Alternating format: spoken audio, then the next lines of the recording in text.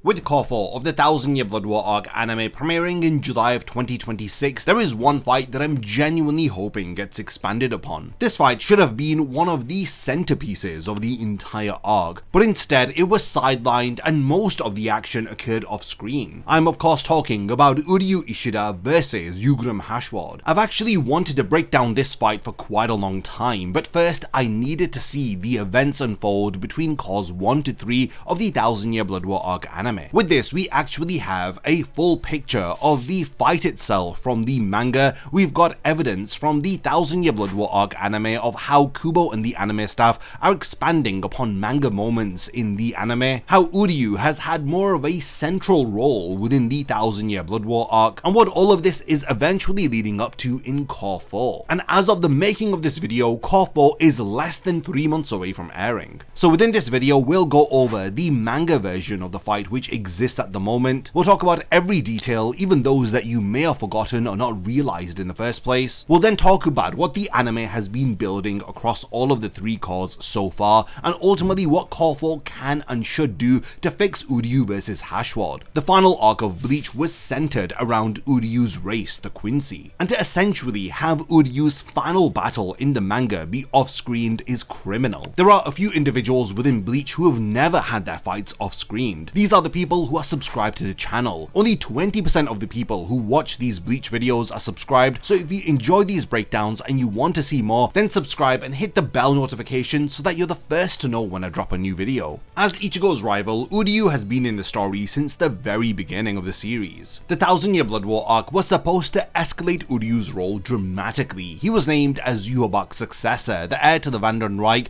as he infiltrated the Sternritter, drank Yhwach's blood, and gained a very shrift of his own. He spent most of the story arc operating in the shadows while his closest friends had no idea what he was actually planning. The fascinating parallel between Uryu and Yhwach is that they both share the letter A as their shrift. Yhwach's almighty allows him to become a god, while Uryu's antithesis is the perfect counter to it. Yhwach refers to himself as the very first Quincy, while Uryu is often dubbed as the last Quincy. Yhwach lost his powers 1,000 years ago fighting Yamamoto, while Uryu sacrificed his Quincy powers fighting Mayuri. Even their relationships with their fathers mirror each other. Yhwach's father was the Soul King who was mutilated by the ancestors of the noble families, while Uryu's grandfather, Soken Ishida, was experimented on by Mayuri until nothing remained of him. Uryu embodies the antithesis of Yhwach in every sense, and the entire dynamic converges in his final confrontation with Yhwach's other half. Haschwalth is the Sternritter Grandmaster, Yhwach's proclaimed other half and the only Quincy in the Empire who consistently suspected Uryu's true motives from the very beginning. Haschwalth is over 1,000 years old, it seems. He shares Yhwach's ability to distribute power, and at night when Yhwach sleeps, their abilities swap, which means that Haschwalth temporarily gains the Almighty itself, though importantly his version is limited. He can see the future, but he cannot alter it in the way Yhwach can. He also cannot perceive multiple potential futures, only the single one currently on track to unfold. So he's using a weaker, borrowed version of Yhwach's shrift. These two are mirror images in the most thematic sense possible. Uryu is a Quincy who chose his Shinigami friends over his own racist king. Haschwalth is a Quincy who chose his king over his childhood friend Bazbi, and that decision led directly to Bazbi's brutal death. The tension between Uryu and Haschwalth culminates in the final hours of the 1000-Year Blood War arc as Uryu holds the line so that Ichigo can rush forward towards Yhwach. Now this should have truly been a massive moment for his character. Their fight technically begins in chapter 659 and it doesn't wrap up until chapter 681,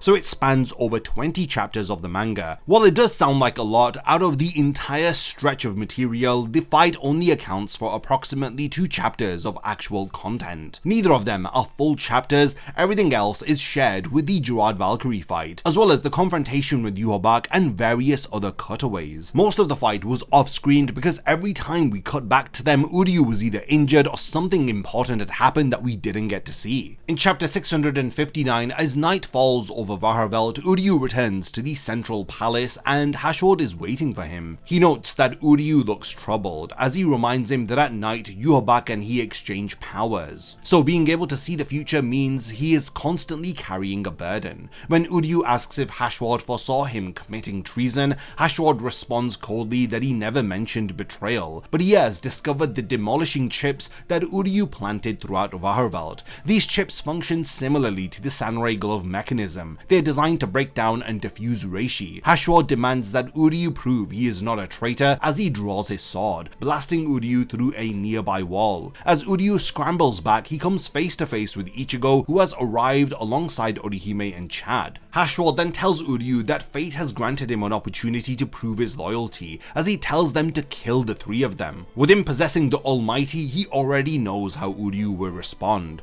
Uryu fires arrows at Ichigo as he clashes with him briefly using a Zelle Schneider, and then he destroys the floor beneath his friends, sending them to the lower level. Down there, Uryu reveals his plan. He's been planting demolishing chips across Wahrwelt made from a substance called Sun Regalia, which he inherited from his grandfather. Only his Reiatsu is able to activate them, and once detonated, the entire structure will be diffused. He hands over to Ichigo a sun key to access the Gate of the Sun and tells them to return to the human world. Ichigo protests, but Uryu insists that there is no way to defeat Yhwach directly. Haschwalth arrives, revealing that he has already destroyed the Sun Gate connected to the human world. He was aware of what Uryu was planning the entire time. He declares that they will finish this before Yhwach awakens. This is where the fight actually begins in chapter 661. Uryu realizes something important. If Haschwalth has the Almighty right now, then it means that Yhwach is powerless and is asleep right now. He tells Ichigo to forget the gate and head straight to Yhwach's throne room at the top of Wahrwelt.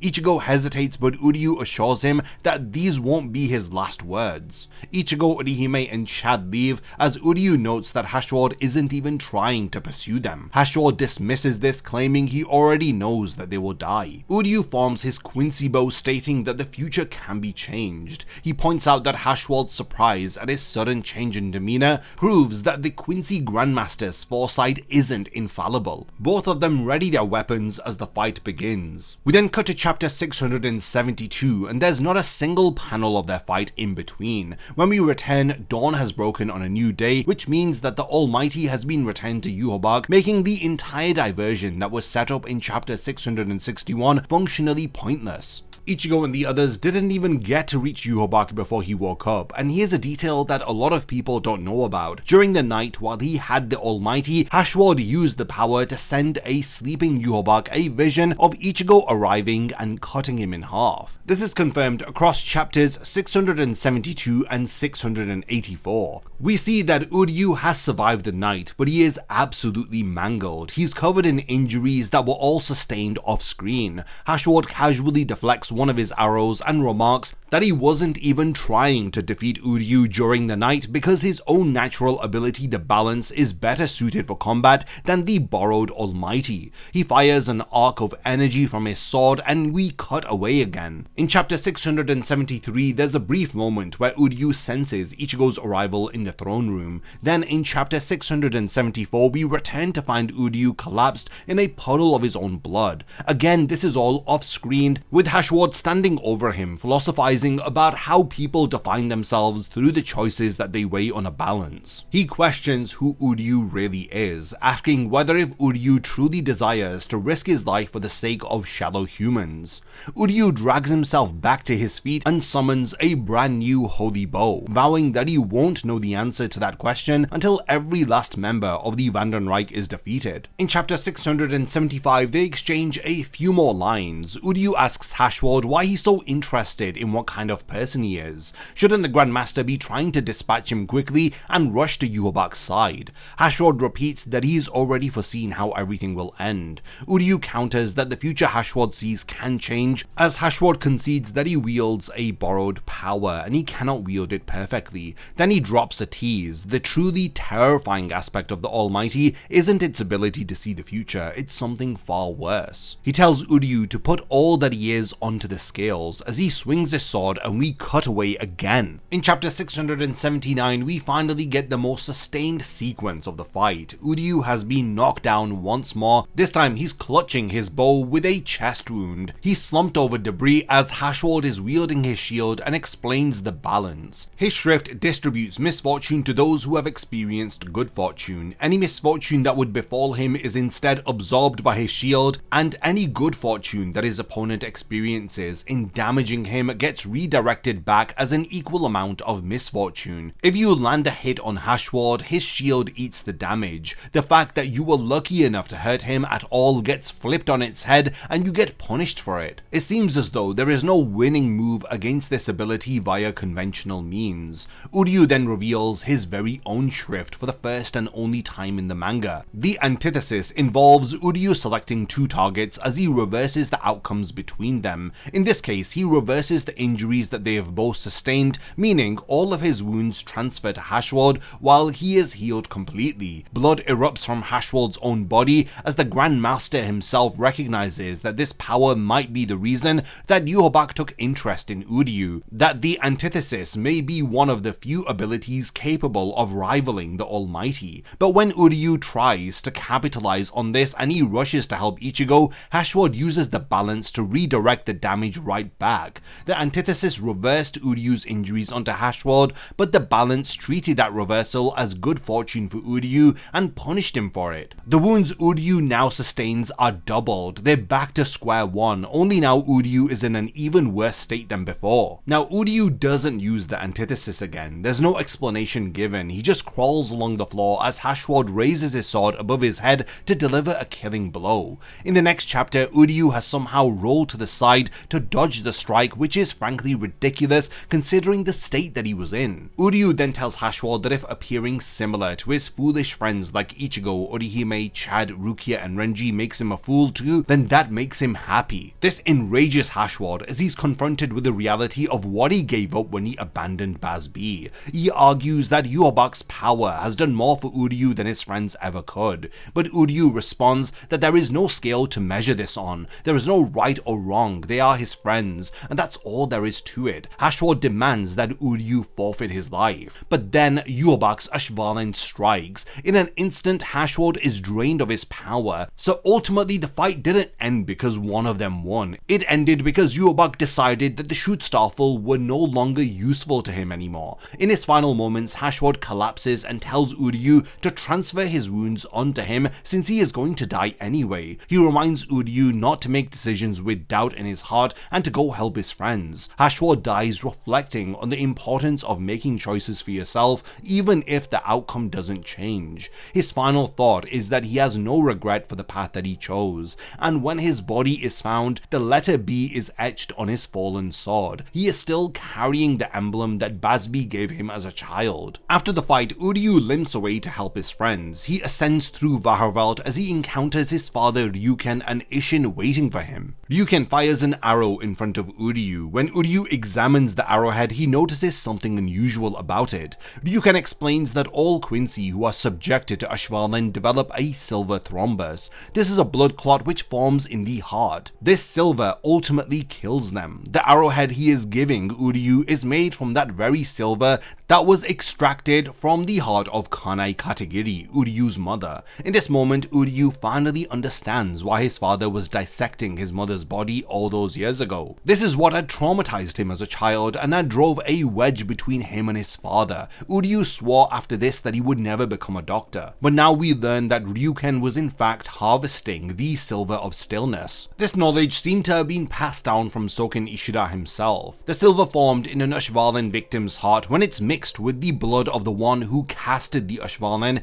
it will briefly halt all of that person's powers. Uryu follows Yhwach through his portal from Wahrwelt into the Serete and he fires the still silver arrowhead through Yhwach's heart from behind. In that momentary window where Yhwach is paralyzed and powerless, Ichigo delivers the finishing blow. Without Uryu, Yhwach would not have been defeated. His entire arc across the 1000-year Blood War arc was building up to this single shot. The problem in all of this is that the meeting with Ryuken, the still silver explanation, the firing of the arrow, it all happens at a breakneck pace within a handful of pages. chapters. Virtually the entire battle between Uryu versus Haschwalth takes place off screen. Every time something is about to happen, we cut away, and every time we return, Uryu has sustained new injuries with zero explanation. The one sustained exchange we get is the Antithesis versus the balance sequence, which amounts to them flipping switches back and forth in a way that could have carried on endlessly and only stops because Uryu realizes every time that the damage gets flipped back onto him,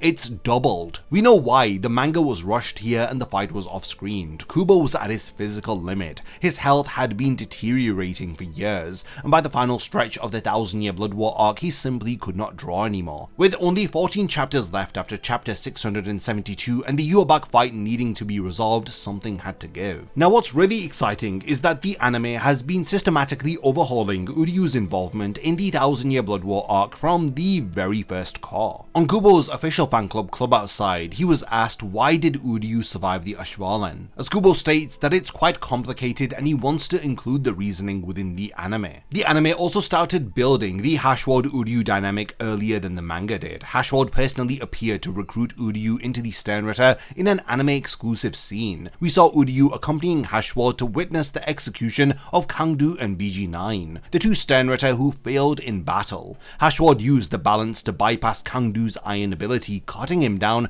as Uryu watched on. These additions established Haschwalth's ruthlessness and power right in front of Uryu. There's also a key absence. The manga included a scene where Haschwalth returns to his chambers and deduces to his aid that Yubak deliberately announced Uryu as a successor to create unrest and force all the Sternritter to monitor him, effectively trapping Uryu into compliance. The anime removed this scene entirely, as Kubo played the long game with Uryu's betrayal, not wanting the anime-only viewers to suspect Uryu so soon. Cour 3 is where things really ramped up with Uryu's character. In the manga, Uryu's betrayal amounted to him firing a few arrows near the ground as his friends fell from the royal palace. The anime turned this into a full-scale anime-exclusive battle. Uryu fought Senjumaru in an anime-exclusive sequence during the Royal Guard confrontation. He fought Renji, he fought Ichigo twice, over 12 minutes of anime original content that was dedicated to making Uryu's betrayal feel earned and his abilities feel real. The anime even gave Uryu a Vollstandig that he never had in the manga, as he had his very own fleshed out unique moveset, and this was used effectively across multiple exclusive fights. The Reishi collapse chip subplot from the manga has also been completely removed from Cour 3. The new dialogue that replaced the chip explanation in the anime has Uryu stating that he is the only one who has inherited the blood of his teacher and his mother.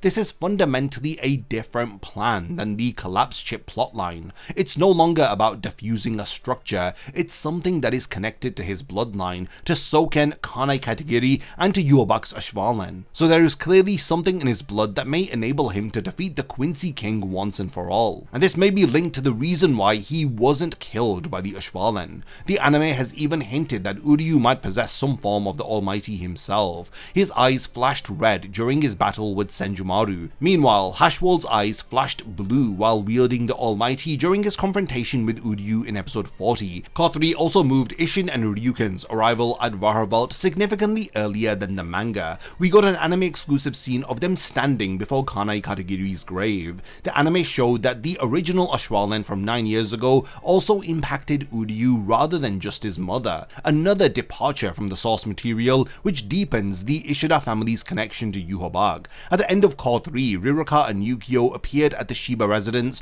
where Ginjo and Tsukishima have been training with Ganju. The pieces are all on the board now for a much larger finale than the manga delivered to us. Cour 4 only has roughly 25.5 chapters of manga content left to adapt across 13 episodes. This is less than half of any previous cour's manga material. Over 54% of this final season is going to consist of content that has never existed in any form before. If the episode 46 leak from Club Outside is accurate, then manga content from chapter 679, which is titled The End, will be reached by episode 6 of the 4th cour. This leaves 7 episodes with only about 7 chapters of manga content to work with. The back half of the final season is going to be almost entirely original material, or all of the content is going to be heavily reworked at the very least. The leak also confirmed that Soifon and Almeida are involved in episode 46, which is wild because they are completely absent from this part of the manga. After 3 cours details of expanding upon Uryu's role, giving him a unique Vollstandig, rewriting his plan at Wahrwelt, and introducing new mysteries tied to his bloodline. A rushed off-screen resolution would undo all of that work. So a complete rewrite of Uryu vs Haschwalth is necessary, and I believe that's exactly what we're getting.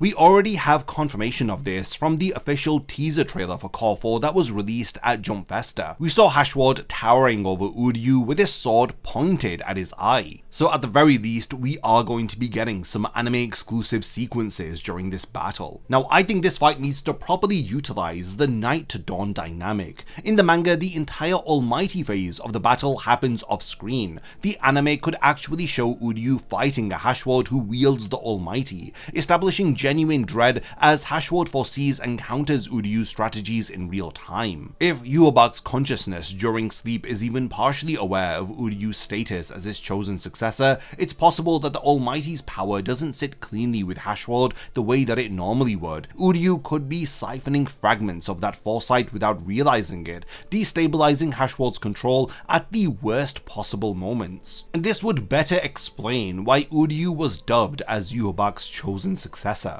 Uryu's Vollstandig needs to come out during this fight, and we actually see it in the official teaser trailer for Cour 4, as he has it activated during his fight with Haschwalth. There's another important moment from the trailer which features Haschwalth's almighty activated, but with black goo-like substance pouring from his eye. One of the key components that we've been seeing during the 1000-Year Blood War arc is that most of the successful Schutzstaffel fights feature an in-depth flashback, which adds a lot of weight to the overall battle. Mairi vs Pernida featured the creation of Nemu. Shunsui vs Lil had Nanao Zanpakuto and its origins. Haschwalth vs Bazbi featured the extended flashback sequences from Haschwalth and Bazbi's childhood. The Uryu vs Haschwalth fight is the perfect vehicle for the flashback, which finally reveals the complete truth behind Uryu's survival of the Ashvalan, what happened to Kanai Katagiri, and everything leading up to Haschwalth appearing before Uryu to recruit him into the Sternritter. The anime already showed us brief moments of Uryu looking for Soken Ishida's journal and learning about Yhwach's faction of Quincy. Then there's the character of Ryuken with his earlier arrival at Wahrwelt in the anime. That's a real opportunity for him to physically intervene in the fight,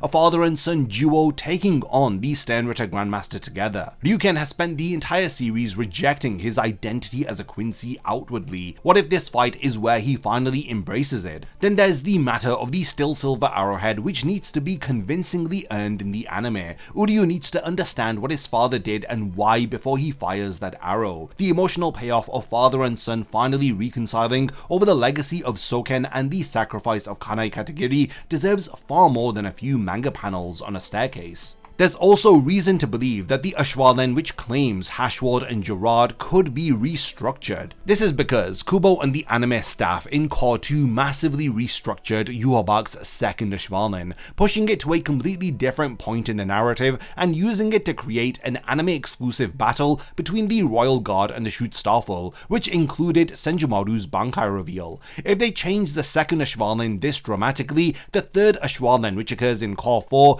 which kills both Gerard and Haschwalth, is almost certainly going to be getting the same treatment. The anime could spread this across multiple episodes, using it as a pivot point to expand the Askin, Gerard and Haschwalth fights before the Ashvalan brings all of these battles to their natural conclusions. Regardless of what new combat sequences they add, the thematic heart to this fight that the anime needs to preserve is establishing how Uryu and Haschwalth are parallels. Bazbi was the only person that Haschwalth had who he considered a friend. But when Yhwach arrived and told Haschwalth that he was special and that he was needed, Haschwalth abandoned his bond with Bazbi. His entire life was defined by following the orders of the Quincy Emperor. Before this, he had an abusive uncle who would beat him if he didn't bring home a rabbit. Bazbi took him under his wing and gave him purpose. But Yhwach told him that he was his other half. For the first time in his entire existence, Haschwalth had felt like he mattered. He spent 1,000 years locked into that decision. He even defended Bazbi when Hubert wanted to teach him a lesson for constantly challenging the Grandmaster to fights. He refused every time Bazbi challenged him because doing so was punishable by death. He tried to make Bazbi back down during their final confrontation, but in the end there was no alternative and he gave Bazb the fight to the death that he demanded. Uryu is the opposite. He knows who he is even when he's pretending not to. He entered the Wanderenreich with a plan, and his resolve never wavered even as every Sternritter in the Empire watched his every move. It's really important to take note of when Haschwalth asks Uryu who he is, and he is unable to discern the shape of his identity on the scales. This is because Uryu's decisions don't conform to the transactional logic of the balance. Friendship isn't something you weigh. So when Uryu tells Haschwalth that appearing like his foolish friends makes him happy, it shatters Haschwalth because he can see in Uryu the path that he didn't take, the friend that he didn't choose. In a way, he abandoned his loyalty to Bazb. The anime really needs to give Haschwalth's final moments some real space. In the manga, his death, with the emblem, the transfer of wounds, the reflection on the choices that he's made, it's all compressed into a handful of manga panels, and they occur at breakneck speed. In chapter 675, Haschwalth teases the true ability of the Almighty. He promises to explain its true nature to Uryu after the battle ends. But the manga never really delivered on this promise. The anime could have Haschwalth reveal mid-fight that the Almighty can alter the future, and in that moment Uryu realizes that his antithesis shrift can reverse outcomes between 2 points. He would finally realize that his shrift is the literal counter to an ability that rewrites outcomes in the first place. This is something Kubo was clearly hinting at but never delivered. We also need a satisfying resolution to the antithesis versus balance loop. In the manga, they essentially cancel each other out and Uryu just stops trying. But if Uryu were to use the antithesis not on his injuries but on the concept of fortune itself, reversing who is fortunate and who is not, that could theoretically override the balance at its foundation. Or perhaps the anime's new plan for Uryu, the one connected to his blood and his survival of the Haschwalth, introduces a third variable that neither shrift can account for. Given those red eye flashes from his fight with Senjumaru, there may well be a scenario where Uryu briefly accesses something that transcends what either the balance or the Almighty can handle. Kubo's involvement in Cour 4 is unprecedented. During the marketing for the final season, he has stated that his work on Cour 4 alone equals everything that he has done for Cours 1 through to 3 combined.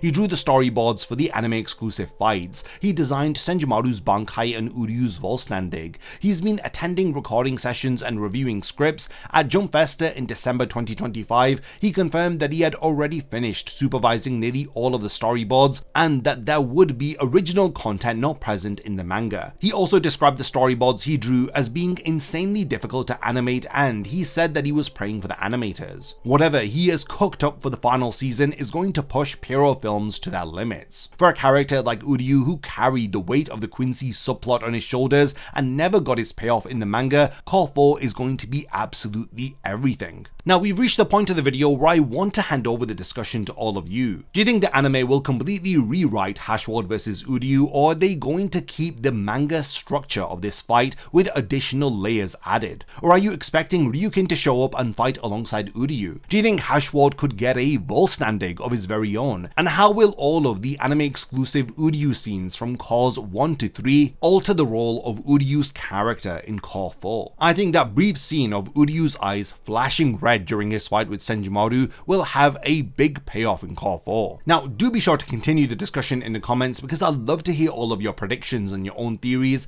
And lastly, thank you for making it to the end of this one, and I look forward to seeing you in my next video.